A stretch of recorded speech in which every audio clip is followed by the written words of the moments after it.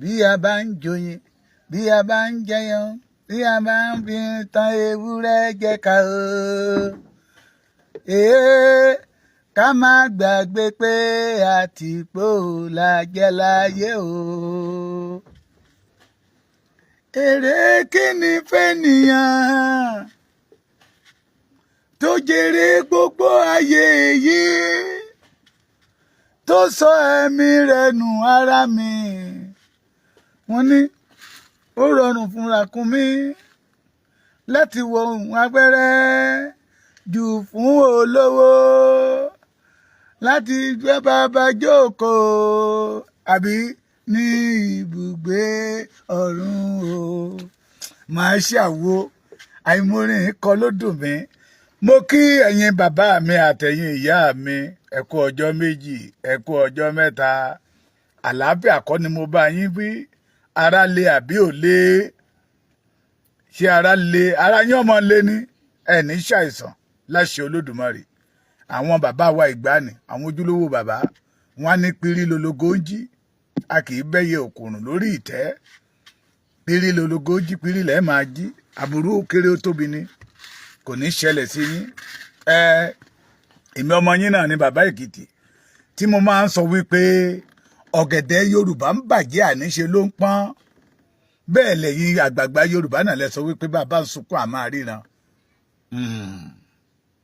àánú Yorùbá ṣe mí ọ̀rọ̀ kan wá sí mi lọ́kàn láàárọ̀ ní kùtùkùtù àárọ̀ mo ti fi sọ̀rọ̀ lórí YouTube ẹ má bínú nẹ́tíwọ̀kì ni wípé àbámọ̀ ní Yorùbá máa ń sọ wípé máa ń gbẹ̀yìn ọ̀rọ̀ mo wá béèrè ìbéèrè yẹ pé irú àbámọ̀ wo lẹ fẹ́ kó gbẹ̀yìn ọ̀rọ̀ Yorùbá ṣé ká máa sọ wípé àbámọ̀ ká ti jáde tipẹ́ nígbà tá a bá gba orílẹ̀-èdè wa àbámọ̀ ká ti jáde tipẹ́ àṣé ń tán pè ní òmìnira àṣé ń tó dùn ni àṣé ń tó so papọ̀ mọ́ òmìnira àṣé ó pọ̀ rẹpẹtẹ tá ò rí àṣé nínú òmìnira láyọ̀ wà ní ìbùkún wà ní ìṣorere wà lóríire wà ní ìmúgbòòrò wà ní ìsọdọ̀tún wà àbí irú àbámọ̀ wọlé káké ṣé nígbà tí Fúlàní bá lé wa wọnú igbó lọ ẹni máa fẹsẹ̀ gún tó ti fẹsẹ̀ gún tí ọ̀rọ̀ wá dàbí ilé ògbà ọ̀nà ògbà tí ń ṣe gbé àràgbà mo ní irú àbámọ̀ wọlé ìfẹ́ káké mo ti sọ̀rọ̀ yẹn láàárọ̀ ẹ̀yin tẹ́ bá nífẹ̀ẹ́ mi ẹ lọ bá mi wò lórí YouTube Bàbá Èkìtì TV èyí tí mo ti wá gbédé lọ́sàn yìí níbi tí mo ti ń ṣeré náà lórí ìkíní náà ni mo ti tutù rí àwọn bàbá wa di Afẹ́nifẹ́re wọ́n introduce ara wọn tẹ́ bá gbọ́ tí n bá sọ wípé àwọn bàbá àgbàyà àwọn bàbá tí ò ní ìran ọjọ́ ọ̀la tó dára bó ti wò kéré mọ́ fún ìran Yorùbá àwọn ló yí wa káàkiri àwọn bàbá bámúbámú làwọn yó tí wọn ò mọ̀ pé bí ń pọ̀ ọmọ ẹnì kọ̀ọ̀kan àwọn bàbá tó ń sọ pé àwọn ti gòkè odò báfaraba lè dákúdá irú wọn ni bàbá tí mo fẹ́ gbọ́rọ̀ ẹ̀ síta yìí wọ́n ní àwọn ni olórí Afẹ́nifẹ́re káàkiri gbogbo àgbáyé wọ́n pera wọn ní kíní kan ọba ṣé ẹni ìtàn ní àbọ́lá ìtàn ẹ̀yin àgbààgbà ilẹ̀ Yorùbá ẹ̀ mà burú o ẹ̀yin àgbààgbà ilẹ̀ Yorùbá ẹ̀ mà ya ìka o ẹ̀yin àgbààgbà ilẹ̀ Yorùbá ẹ̀ mà ya amukú mẹ́kọ̀ọ́ o àwọn bàbá Awólọ́wọ̀ ò mà wúrú ìwà báyìí fún ẹ̀yin àwọn bàbá Awólọ́wọ̀ ò mà gbé irú ayé yín gbóná bẹ́ẹ̀ ṣe ń gbé irú ayé wa gbóná lóde òní àwọn bàbá yìí ò mà fẹ́ kí ìyàwó tán lé yín lára ṣé ẹ mọ̀ pé à ń pariwo kan pé it is only the Yorùbá leaders that still defend Nigeria tí Nigeria dẹ̀ ń pọ̀ ọmọ Yorùbá lójoojúmọ́ tá ń rẹ́ ọmọ Yorùbá bí ẹni rẹ́lá àwọn nìkan ikú tí ń pa ìran Yorùbá it is only our leader that still defend the Nigeria tó dẹ̀ jẹ́ pé Nigeria ti wá di ilé ikú fún ọmọ Yorùbá ẹ̀yin bàbá ẹ̀ máa ya ìka o gbogbo yín lẹ kó àwọn ọmọ tiyín sí ìlú òyìnbó gbogbo yín lẹ kó àwọn ọmọ yín jìnnà sí Nàìjíríà tẹ́ ń defend nígbà tẹ́ mọ̀ pé Nàìjíríà gò ṣe é gbé Nàìjíríà ti di oko igbó àìwọ̀ fẹ̀yìn ọmọ olówó ṣùgbọ́n ọmọ olówó ọmọ tálíkà lè lọ́bẹ̀ ká fi rúbọ fún ìgbédìde àwọn ọmọ títí yín èrè ìdí tẹ́ fi ń pariwo Nàìjíríà fún wa nìyẹn bàbá yẹn sọ̀rọ̀ wọ́n ń bi léèrè kó ẹ̀ṣẹ̀ tẹ́yìn náà máa gbọ́ kẹ́ ẹ lè mọ̀ pé those people that they call themselves a leader in Yorùbá land òṣónú èèyàn ni wọ́n ìkà ni wọ́n and I pity them ẹ jẹ́ kọ́kọ́ bẹ̀rẹ̀ báyìí ẹ̀yin bàbá wa tẹ́ jẹ́ retired general nínú iṣẹ́ ológun mi ò ka Ọbásanjọ́ mọ́ wọn o èmi ò mọ Ọbásanjọ́ rí o Ọbásanjọ́ is not a Yorùbá man tẹ́ nífẹ̀ẹ́ ìran Yorùbá tẹ́yìn náà mọ̀ pé ẹ fẹ́ kí ìran yín ó parẹ́ tẹ́ bá ti gbé wálé mi á máa ń kọ̀ síta fún yín àwọn Fúlàní ń wá ikú sí yín o all the retired general tó bá ti jẹ́ iṣẹ́ ológun rí bí either you are a brigadier either you are a colonel either you are a major either you are a lieutenant colonel either you are a lieutenant tẹ́ ẹ jẹ́ ọmọ Yorùbá tẹ́ mọ̀ pé ìfẹ́ orílẹ̀-èdè yín wà lọ́kàn yín ẹ jọ̀ọ́ ẹ má bá wọn Fúlàní ṣe papọ̀ wọ́n fẹ́ pa yín èrè ìdí ẹ wà nínú àjẹ́ńdà wọn láti emulate ṣe emulation ni àbí emulate ìkànṣá láti pa yín kò lórí ilẹ̀ pé kẹ má nígbà tó má bẹ̀rẹ̀ sí ń dì pẹ̀lú Yorùbá kí Yorùbá má bàa rí alátìlẹyìn ọgbọ́n tó fi ń jagun kẹ má bàa sọ fún wọn ẹ má mú ọ̀rọ̀ ẹ ní àwàdà o ẹ má mú ọ̀rọ̀ ẹ láwàdà tí n bá rí nǹkan mo sì ń ro ọ̀rọ̀ yẹn lọ́wọ́ ní ìyá mi kan pè mí láti London ọ̀rọ̀ wa fẹ́ dá ó fẹ́ mo rí pé àwọn àgbààgbà ilẹ̀ Yorùbá kan wà tán pa wọ́n lọ rẹpẹtẹ táwọn ọmọ kéékèèké wá ń ké mo wá tají mo wá ń wò pé kí ni àwọn bàbá gan tí ò wúlò fún wa nígbà tán wà láyé kí ló dé tá tún wá ń ké kò pẹ́ ni ìyá mi yẹ pé àwọn tí ń pè àwọn ká àwọn tí ń pè àwọn ká àwọn ò rí wọn làwọn fi pè mí bàbá Èkìtì pé àwọn rí àwọn the retired general officer tó jẹ́ ọmọ Yorùbá táwọn Fúlàní pa wọ́n lọ rẹpẹtẹ òun wá ń bi wọ́n léèrè lójú àláyẹ pé wọ́n wá sọ wípé àwọn wọ̀nyí ni ó máa ran ìran Yorùbá lọ́wọ́ nígbà tí wọ́n bá fẹ́ dì pẹ̀lú Yorùbá ẹ jọ̀ọ́ bàbá mi mo bẹ̀rẹ̀ látòrí bàbá brigadier general Kúnlé Tógun bàbá mi Àlàní Akínrìnádé ẹ mọ àwọn tó wúlò fún ìran Yorùbá ẹ mọ àwọn tí ò fẹ́ kí ìran Yorùbá ó parun wọ́n ń wá ẹ̀mí yín o tẹ́ jẹ́ rìtáyà army officer àtọlọ́pàá ẹ jọ̀ọ́ torí Ọlọ́run ẹ̀yin tẹ́ wúlò fún wa yẹ ikú kó kankan ò ní pa yín lágbára Olódùmarè ẹ̀yin náà lẹ sọ fún wa pé ìgbọràn ó sàn ju ẹbọ rírú lọ ìgbọràn ó sàn ju ẹbọ rírú lọ mo fi ìyọ́nú Ọlọ́run bẹ̀ yín ẹ ní bọ́ ha we need you torí pé ẹ jẹ́ kan nínú àwọn bàbá tí ò fẹ́ kí orísun yóò parun back to àwọn bàbá ó dà ń pọ́ lórí tọ́pìkì yẹn ṣe Afẹ́nifẹ́re ni mo kọ́ bẹ̀ Afẹ́nifẹ́bi ló yẹ kí n pè é president Afẹ́nifẹ́bi bàbá ọba ohun tó sọ ń bẹ̀ tó fi wò mí tèmi fi wò ó wọ́n ń bi wọ́n léèrè wọ́n ní àwọn tó ń pò kí lẹ́yìn rí sí òmìnira Yorùbá wọ́n ní àwọn tó ń ṣe yẹ wọ́n túlé ṣe wọn ò túlù ṣe ṣe ló yẹ bọ́n ṣe ń tú ilé ṣe ló yẹ kán máa tú ìlú ṣe torí tí ìlú ò bá dára ilé ò lè sunwọ̀n ntí bàbá o àgbàlagbà òpònú tó sọ nìyẹn kí ni ìlú kí ni ilé ó fi Nàìjíríà wé ìlú ó fi àwa Yorùbá wé ilé ká tó bí irú bàbá yìí I know bàbá tó sọ̀rọ̀ ìwọ̀n tí bí ní 1914 kó wá lọ béèrè ìpínlẹ̀ ibi tóun ti ṣàn wá adé Nàìjíríà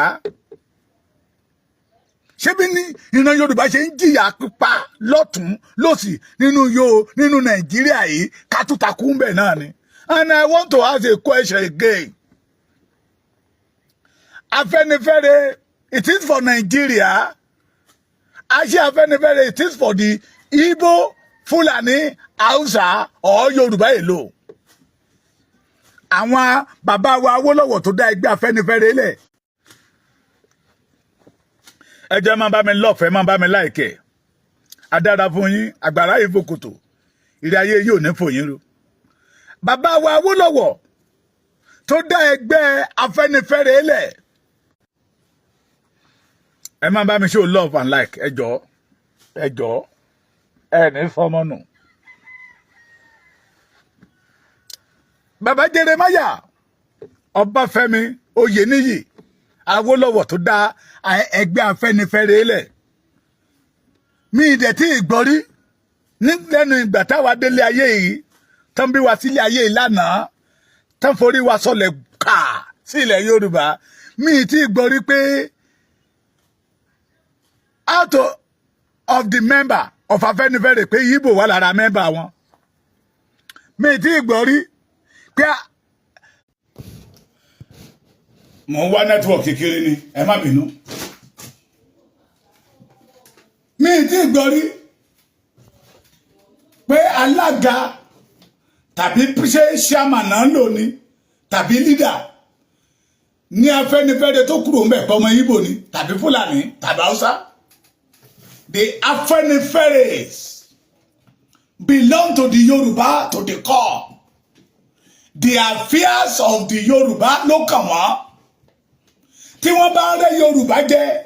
àwọn ló ń dúró gẹ́gẹ́ bí ẹgbẹ́ tí ń kọ̀yà fún ìran Yorùbá. Tí wọ́n bá tẹ ẹ̀tọ́ Yorùbá mọ́lẹ̀, it is Afẹ́nifẹ́re that will stand up pé láyé ìran Yorùbá ò ní gbà èyí. But it is a pity today. Àwọn tá à ń wò gẹ́gẹ́ bí bàbá ẹni dojú okùn lé ò jẹ́ ní àgbà. Yorùbá surround with wicked leaders. Tẹ́bá níta ló sọ bẹ́ẹ̀ ẹni ọmọ kan gbẹnu gbẹ́jẹgbẹ̀jẹ lẹ́kìtì ló sọ bẹ́ẹ̀. Ìkà làwọn bàbá yìí pé àwọn yẹn wọ́n ń pariwo wọ́n ń sọ̀rọ̀ wọ́n tú ìlú ṣe wọ́n sọ̀rọ̀ nípa tìlú wọ́n sọ̀rọ̀ nípa tilé. Ìlú tó ń pa ìran Yorùbá every blessed day. Ìlú tó ń fi ìyà ń jẹ ìran Yorùbá every blessed day. Ìlú tó jẹ́ pé ìyàlá òdì àjòjì láti máa fa ọrọ̀ ajé wa lọ tí ọmọ onílùú kò lórí ọ̀fẹ́ láti fà nínú ẹ̀ every day. Lẹ́ni kọ́ ọmọ Yorùbá wá dìde kó máa gbé ń jà. Bàbá tó sọ bẹ́ẹ̀ wípé àwọn Afẹ́nifẹ́re wọ́n fẹ́ dúró ká máa attack government of the day so they can be able to collect brown envelope. Bàbá yìí ti fìdí ẹ̀ múlẹ̀. Ẹ gbọ́ fún ara yín. Ẹ gbọ́. Màá wá wọn kàn.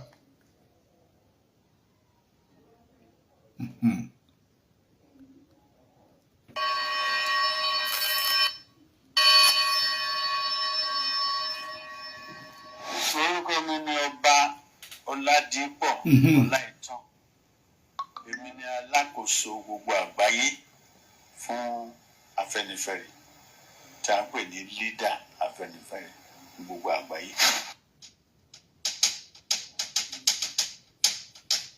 Ẹ jẹ́ kí bí a mo lè máa lórí ọ̀fẹ́ àti máa ka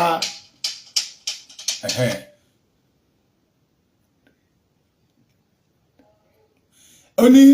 ìbéèrè tó béèrè ohun tó fẹ́ èrò mi lórí àjọ ìdàgbàsókè ilẹ̀ Yorùbá tí Tinubu dá sílẹ̀ ẹ máa gbọ́. Kọ́lọ̀jọ́ ṣe ṣe àdúrà wa náà ní pé kọ́lọ̀jọ́ kò ṣe kó bá tó jẹ́ ọ̀nà àti fi búrẹ́dì kó wa ní omi ọbẹ̀ lọ́nà torí àwọn tó ń kó síbẹ̀ àwọn náà mọ̀ àwọn náà ló ń ṣàkàtì fúnra wọn. Torí pé wọn kó wọn bẹ́ẹ̀ àwọn tó kó bẹ́ẹ̀ ẹ ọlọ́gbọ́n ní yẹn má bá mi dé o. Ṣé ẹ ti rí pa wọn? ti rí o.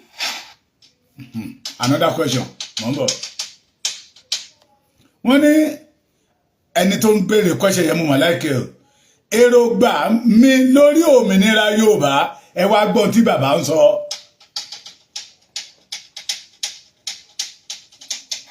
ẹ ṣe gan-an lọ́pọ̀lọpọ̀.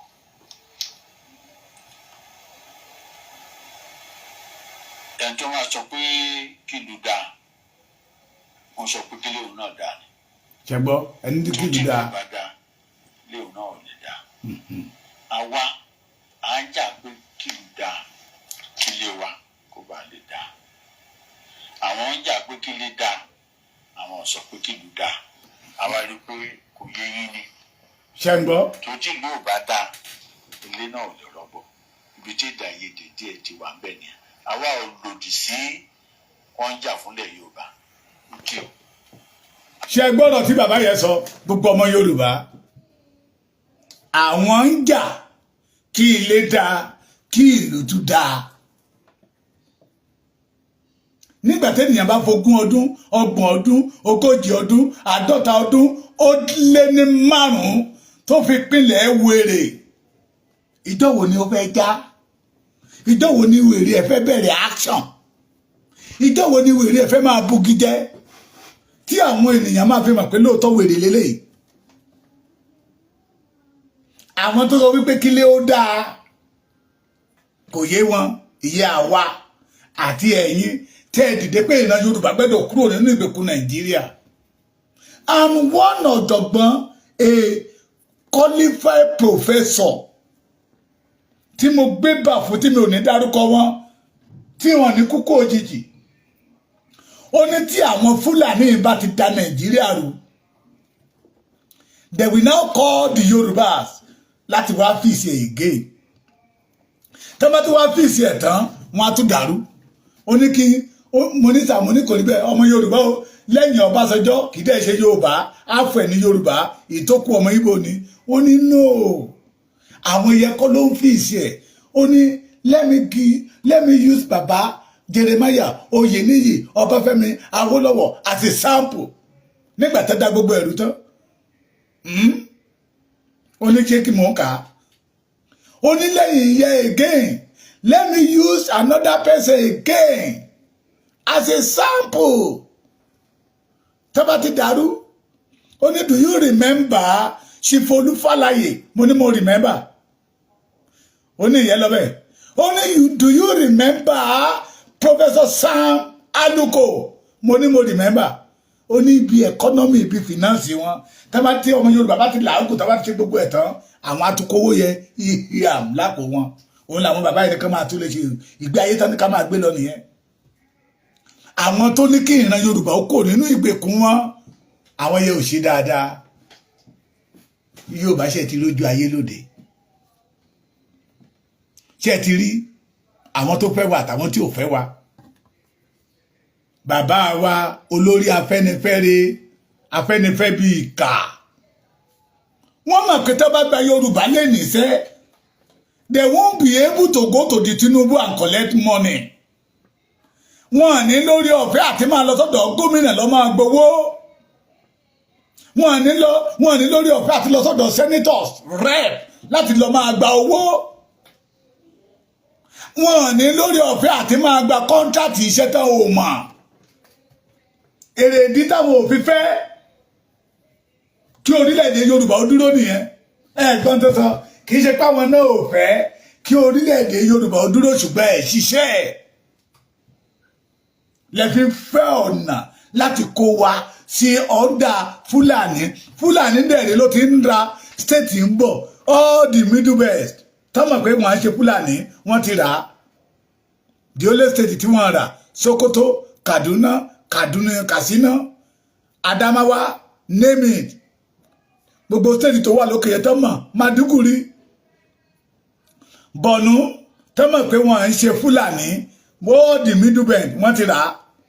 Kwara state ní headquarter wọn wà ní camp wọn wà ṣé wọn tọ̀dọ̀wọ́ tí expose síta ni ó dẹ̀ ti ń expose díẹ̀díẹ̀ pé wọ́n ti ra o wọ́n ti ra ilẹ̀ Yorùbá nígbà àwọn tó bá gbéṣẹ́ fún pé ó yá ẹ wipe away all the Yorùbás gbà ilẹ̀ màmá ni mo fi sọ lánàá ní àárọ̀ sọ́rí pé ṣé ó dìgbà tí ọ̀rọ̀ wa bá dé ìkórìtà àbámọ̀ ni ẹ wá wọ̀rọ̀ nígboro ẹnu àwọn bàbá yìí tó jẹ́ wípé bí ọjọ́ ọ̀la Yorùbá ṣe máa ṣámọ́ ẹ̀rẹ̀ ipò bọ́n tí wọ́n máa rí owó gbà tí wọ́n máa rí jíìpù gbà làwọn bàbá yìí dúró lé lórí ìfẹ́ Yorùbá ò sí lọ́kàn wọn ìfẹ́ tí wọ́n fi dá ẹgbẹ́ Afẹ́nifẹ́re lẹ̀ àwọn ti kúrò bẹ́ẹ̀ wọ́n ti sọ Afẹ́nifẹ́re di political party àwa gbọ́ ìtàn àwọn bàbá àti tiwa dẹ̀ sọ ìtàn fún wa nígbà tó ń dá ẹgbẹ́ Afẹ́nifẹ́re lẹ̀ nínú ẹ̀ náà ti sọ nígbà tó ń kẹgbẹ́ yẹn lẹ̀ tí gbogbo ilẹ̀ Yorùbá gbà á ibẹ̀ náà ti sọ pé ẹni tó bá fẹ́ lọ ṣe ẹgbẹ́ òṣèlú kó sọ nísìnyí káwọn gbàdúrà fún wọn ní bàbá Awólọ́wọ̀ náwó òun fẹ́ ṣe ẹgbẹ́ òṣèlú o wọn náà dẹ̀ pèsè ìta wọn dẹ̀ àwọn ẹgbẹ́ yẹn dẹ̀ gbàdúrà fún bàbá Awólọ́wọ̀ wọ́n gbàdúrà fún bàbá Awólọ́wọ̀ àwọn tó dẹ̀ nífẹ̀ẹ́ sóṣèlú náà dẹ̀ tẹ̀lé wọn lọ ẹgbẹ́ Afẹ́nifẹ́re dúró pure Yorùbá òun ló mú AD jáde Action Group but àwọn bàbá eléyìí wọ́n ti sọ ẹgbẹ́ Afẹ́nifẹ́re gan di ẹgbẹ́ òṣèlú láti máa kọ̀nẹ́tì owó brown evil òkú jíìpù òun náà fi gbogbo ọ̀nà ń dìbẹ́dì Nàìjíríà kálẹ̀ ni wọ́n ń jà fún ìṣọ̀kan Nàìjíríà tí wọ́n dẹ̀ mọ̀ pé ìṣọ̀kan Nàìjíríà tó ń pariwo yẹ kò sí tó ń jẹ́ ìṣọ̀kan nínú Nàìjíríà mọ́ torí pé àwọn tó ní Nàìjíríà ti ń pariwo fún wa pé Nàìjíríà belong to them wọ́n dẹ̀ ti ń pa ọmọ Yorùbá they do whatever they like in our land àwọn bàbá yóò rí sọ ẹ gbọ́ sí. àwa náà ń jà fúnlẹ̀ Yorùbá. ṣé ẹ gbọ́. ṣùgbọ́n bá a ṣe ń jà fúnlẹ̀ Yorùbá là ń jà fún gbogbo orílẹ̀. ṣé ẹ gbọ́. pé kí nǹkan lè dà torí tí ò bá dá a lọ́hùn. bí àwọn ṣe ń jà fún ilẹ̀ Yorùbá làwọn ń jà fún orílẹ̀ ẹ̀já bí rẹ wọ́n léèrè ṣé Fúlàní recognize wọn ṣé Ọ̀hánèsì recognize wọn ṣé Àrẹwà Forum recognize wọn ìyẹn number one ṣé Ọ̀hánèsì jà fún ìran Yorùbá ṣé Àrẹwà jà fún ìran Yorùbá táwọn ọmọ wọn pa ọmọ Yorùbá every blessed day tí wọn ò rí ọ̀rọ̀ sọ the only thing tá à ń gbọ́ lẹ́nu Sultan of Sokoto ni wípé you fight Almighty Allah if you fight Boko Haram ohun tá à ń gbọ́ lẹ́nu wọn Musa Garuba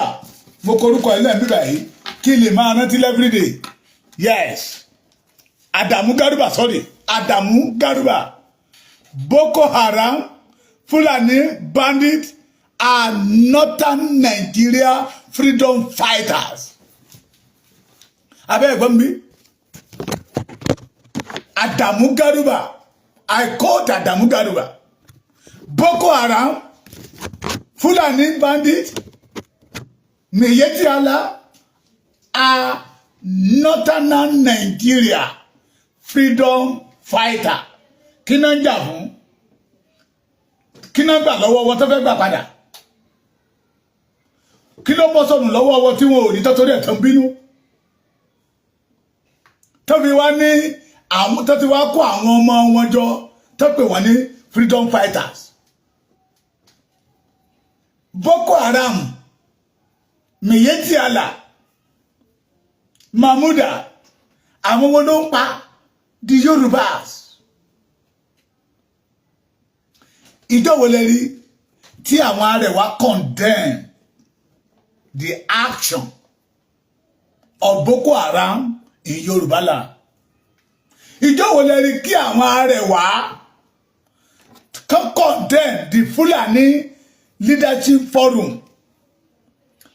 condemn killing in our cathedral till today ṣé kò ti lé lọ́dún kan ìjọ wo lẹ rí kí àwọn Arẹwà Forum kan condemn the killing tí àwọn ọmọ wọn ṣe ní Ìbàràpá, ní Òkè Ògùn, ní Ògùn State, ní Èkìtì, ní Oǹdó. Ìjọ wo lẹ rí kan lọ sí national TV or radio kan condemn the killing tí wọ́n ṣe ní Oǹdó State tó pa community mẹ́rin run at a time. We lost 3 good qualified doctors. Ǹjẹ́ wo lẹ rí? The only thing tá à ń gbọ́ ni wípé we have invited all the Fulani across the West Africa come máa bọ̀ níbo ilẹ̀ Yorùbá làwọn bàbá olórí burúkú yìí tí ìgbẹ̀yìn wọn ò lè dáa yìí, àwọn bàbá ìkà yìí, àwọn bàbá akótilétà arúgbó ọmọ yìí náà wọ́n á sọ wípé àwọn ń jà fún gbogbo ìlú. Wọ́n ń wá ojú rere Fúlàní, wọ́n ń wá ojú rere Ìgbò Ọ̀hánèsì. Ojú yín ni àwọn ọmọ Ìdìgbò, àwọn ọmọ Ọ̀hánèsì fi ń sọ fún wa wípé the Lagos belong to them. Gbogbo wa la fi tí ara wa gbọ́ tí wọ́n sọ fún wa pé Ilé-Ifẹ̀ di Adéọ̀nà bí Ilé-Ifẹ̀ tí ìran Yorùbá tó jẹ́ orísun ìran Yorùbá. Gbogbo wa la fi tí ara wa gbọ́ tí ibo sọ wípé Igbó Tako ní, Ìjẹ̀bú Igbó ní, Igbó Ọ̀rà ní. It belong to them. Wọ́n sọ anything rí to favor the Yoruba race. They did not say anything that will bring peace to the Yoruba race. But those people that we call leaders, fathers in Yoruba land, wọ́n ń wo ojú rere wọn káàkiri, àwọn olójú kòkòrò tí jẹ́ pé ntọ́lọ́run fún wọn ò tẹ́ wọn lọ́rùn tán kó tilé wọn tà àwọn arúgbó bàbá. Gbogbo yín pátápátá nílẹ̀ Yorùbá máa mú. Gbogbo yín pátápátá mi mẹ́ni tó kó sọ́rú, mi mẹ́ni tó fi rú àwọn ilé ọba bàbá mi ọba Ọlọ́ta of Ọ̀tà land. Bàbá yẹn ti sọ pé ó ní àwọn tí ò tọ́ lọ́ba náà ti fi wọ́n jọba ní ilẹ̀ Yorùbá. Àwọn tí ò tó lé wọn tò wọ́n ti fi wọ́n jẹ ọba ní ilẹ̀ Yorùbá. Ẹni tí ò lè dátò èrú òun náà ń ṣàkóso ìlú.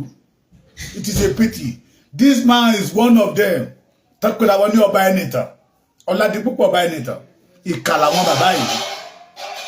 Torí pé àwọn ti gòkè, ọmọ wọn ti wà l'Amẹ́ríkà, ọmọ wọn ti wà ní Canada, ọmọ wọn ti wà ní London. Òjò pé wé kókò bó bá lè yá kó yá, bó bá bá destroy kó destroy.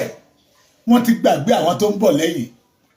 Wọ́n dẹ̀ máa rà tí Fúlàní ń dá ní ilẹ̀ Yorùbá. Ṣé bàbá gbègé tí irú àwọn ẹ̀ bá ń parọ́? Tẹ́bá là ń parọ́ ẹ má dá àwọn ọmọ Sunday Igboho lóhùn lọ́nà pa. Ṣé orú bàbá Brigadier General Kúnlé Tógun lè máa parọ́? Pé the Fulani are invade Yorùbá land with full arm. Ìlú ilẹ̀ wa tún ṣe yìí o. A ní tí àwọn kan bá jáde síta, tá bá ní àwọn fẹ́ tún Nàìjíríà ṣe, wọ́n fẹ́ gbá wa ní Nàìjíríà. Ọlọ́run ò mọ̀ sí Nàìjíríà. Sà, Ọlọ́run ò mọ̀ sí Nàìjíríà. Ló fi dàbí pé wọ́n gbàdúrà, àdúrà ò gbà. Mùsùlùmí ń gbàdúrà, Kìrìsìtẹ́nì ń gbàdúrà, àwọn bàbá wa oníṣẹ̀ǹbáyé ń gbàdúrà láyé àtijọ́ kan tó wí. Àṣẹ ti gùn nígbà tọ́lọ́run ọba mi wà tí wọ́n ti dá lórúkọ mọ́ ṣàpà. Lóde òní, ojú Olódùmarè kan sí Nàìjíríà. God did not know anything about Nigeria. Nigeria was not a budget of God, a project of God.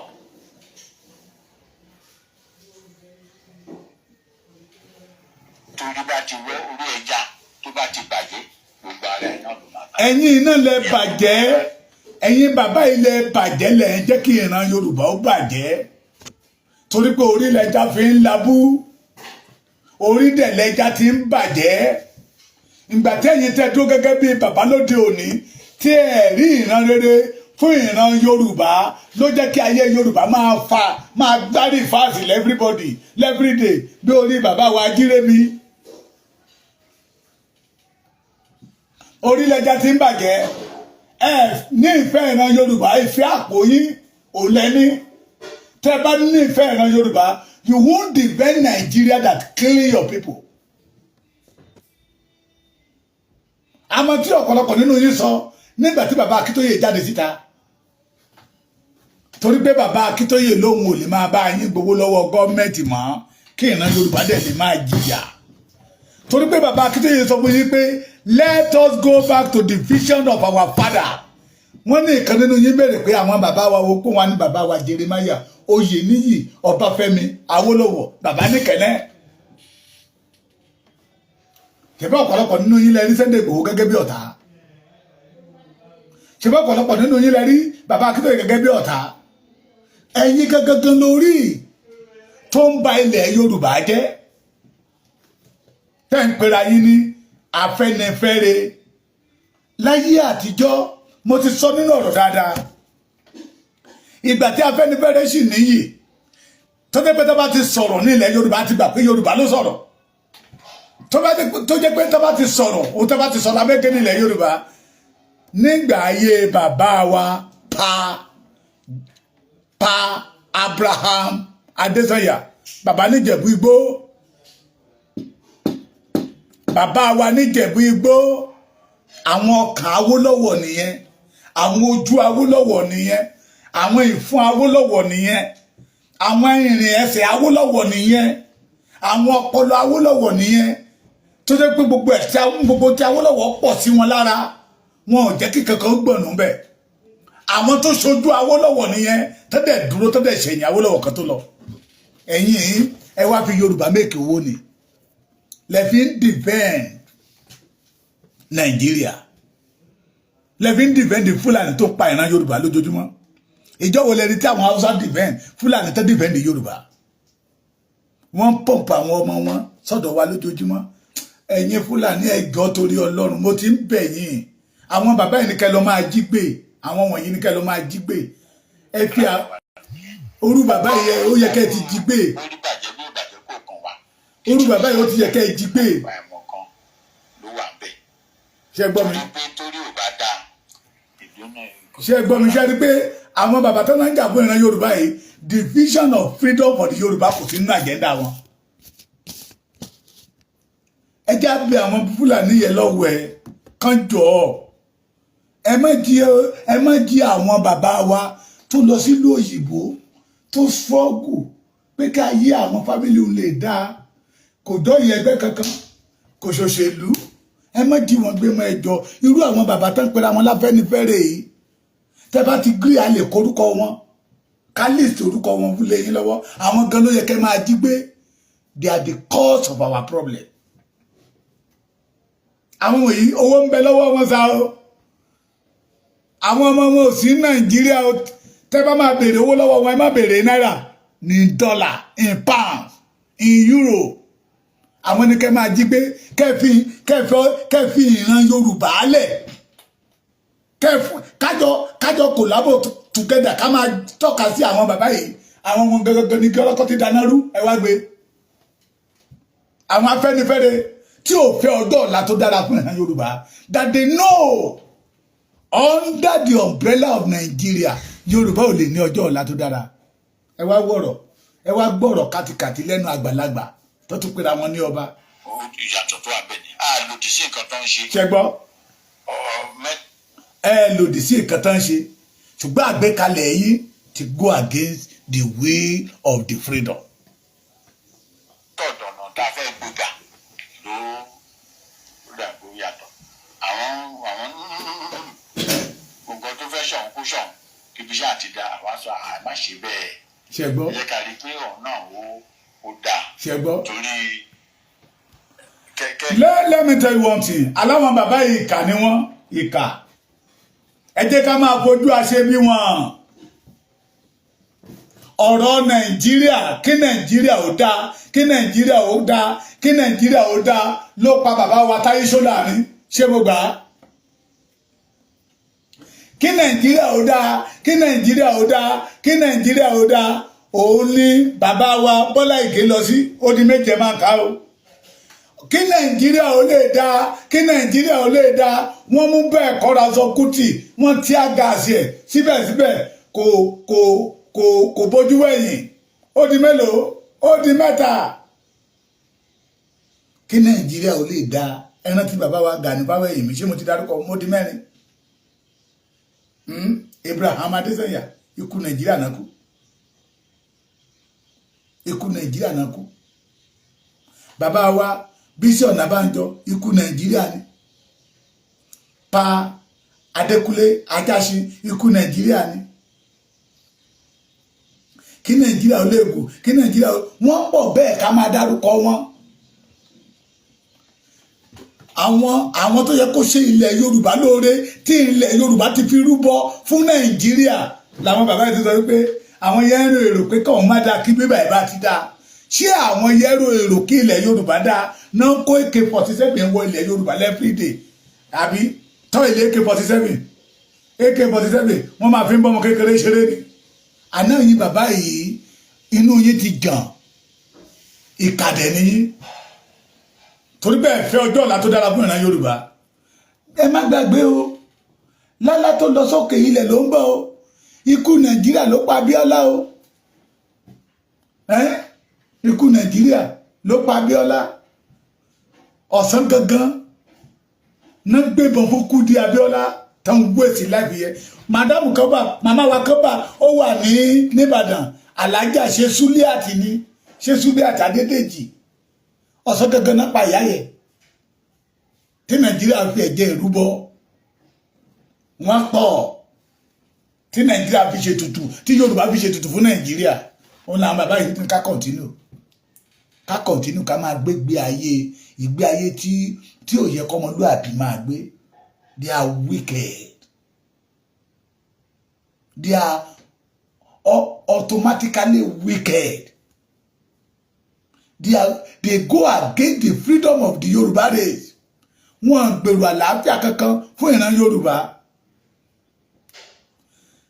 Kí ìran Yorùbá ṣáà wò kama bí gbogbo ẹ̀ ṣe ń rú gùdùgùdùgùdùgùdù yìí àwọn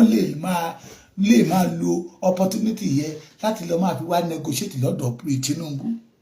lọ́dọ̀ gómìnà mẹ́jẹ̀ẹ̀jọ ni tó fi dé Kogi tó fi dé Ẹdó Delta. kéèyàn fi ẹsẹ̀ pa báyìí kó máa ní ṣe bẹ́ẹ̀ ìka kan ni òun kíá gbà tó bá tó rí ẹ̀ bí a mọ̀ pé ó yàtọ̀ síra. ṣé Fúlàní lórí wa àwédì sí MTN àwọn àgbà Yorùbá àwọn àgbà gidi ni o àwọn náà ló máa ń sọ wípé ewúrẹ́ ò sọ pé òun ò bá àgùntàn ṣe àgùntàn ló ní ìyá àtòun òbí dúdú. You will never see Yorùbá kó lọ gbé AK-47 lọ ká Fúlàní mọ́lé kó ló ń fẹ́ pa òun fẹ́ gbalẹ̀. Ṣé ìran Yorùbá lọ gbalẹ̀ Fúlàní? Ṣé ìran Yorùbá dìde lọ pa wọ́n ní Sókótó pé òun fẹ́ gbalẹ̀ wọn? Aláwọn bàbá yìí kà ní wọn fúnra wọn ni ọmọ fojú ara wọn wọn níta tẹjọ ọmọ Yorùbá ọmọ orí èèyàn tó jẹ. tó ń ṣe àtọ́ nígbà tó burú bẹ́ẹ̀ abẹ́rẹ́ sí ṣùgbọ́n ọgbọ́n ni ọ àfi ń ṣe ọ̀rọ̀ náà tá a bá fọgbọ́n ṣe kó má dòbò wá lọ́wọ́. ẹ dákọ̀ ẹ jọ.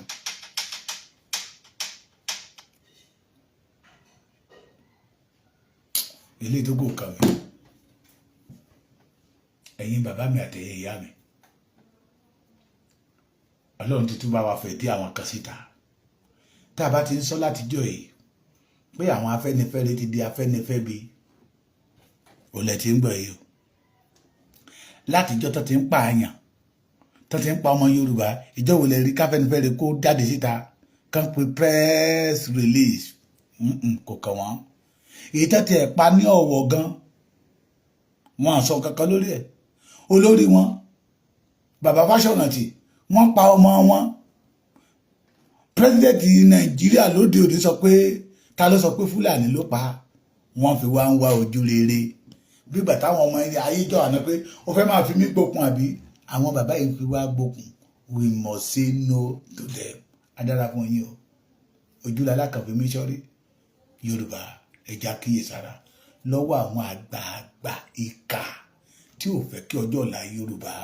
kó ládùn kó lóyìn Yorùbá nation no going back.